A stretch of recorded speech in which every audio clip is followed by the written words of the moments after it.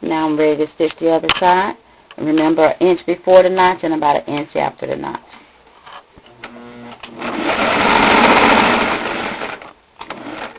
And that's about enough. Because the thread is white, it's kind of hard to see, but I have stitched like an inch before the notch and an inch after the notch. Now we're going to press down the collar between the notches, and you're going to press it down by a base of an inch. Don't make it any bigger. Now that's pressed down, okay, by a base of an inch. And now we're going to join the two pieces of the collar together. Now you want to put right sides together of both pieces of the collar. Remember, you cut two of the collar piece, so you put right sides together and make sure that the edges are matching up all the way around. In case you want to pin those pieces together, this is how you should pin it. Remember, you need to pin under the fabric. That way you can sew over it and it won't break your needle. Okay? On your pattern piece, which I just tore, on your pattern piece, you see the little circles? Remember those little circles, because they're going to indicate a certain point in just a moment or two. Okay? So these little circle points are actually where you're going to match up this collar on the top itself. Okay, let's stitch the collar together.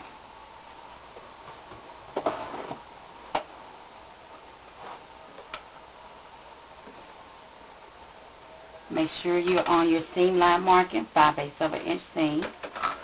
Put your needle down into the fabric. Check your stitch length, back tack.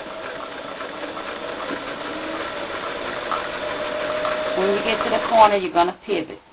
Remember how to pivot. Put your needle down into the hole, turn the fabric, line it up again with your 5/8 of an inch seam line.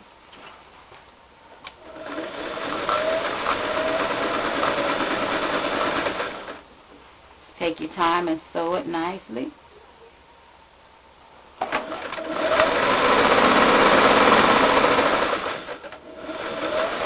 I'm a customer, taking my pins out as I go, but you can sew over.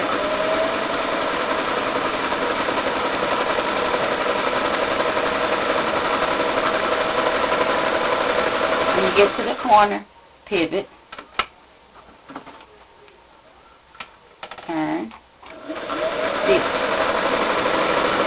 back tack.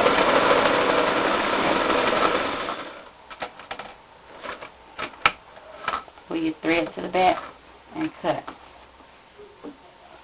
So now you have the collar pieces joined together. The next thing we're going to do is trim it.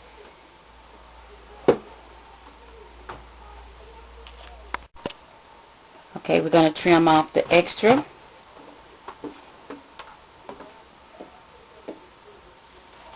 Only about 1/4 of an inch. When you get to the corners, you want to cut it diagonally. Okay? Don't cut too close to your seam line. Alright? And I got it upside down.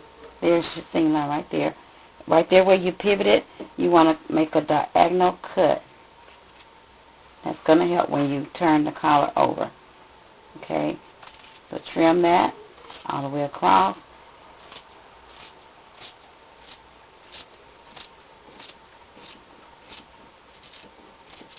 When you get to the corner again, make a diagonal cut, just like you did for your interfacing.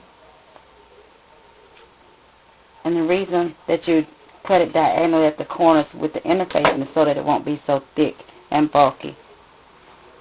Whenever there's a little bit of a curve, it's good to snip it just a little bit. Don't snip past your stitching line. Snip just a little bit. And this helps it to curve, turn better in the curve. The next thing you're going to do is turn your collar to the right side out. Then we'll press it.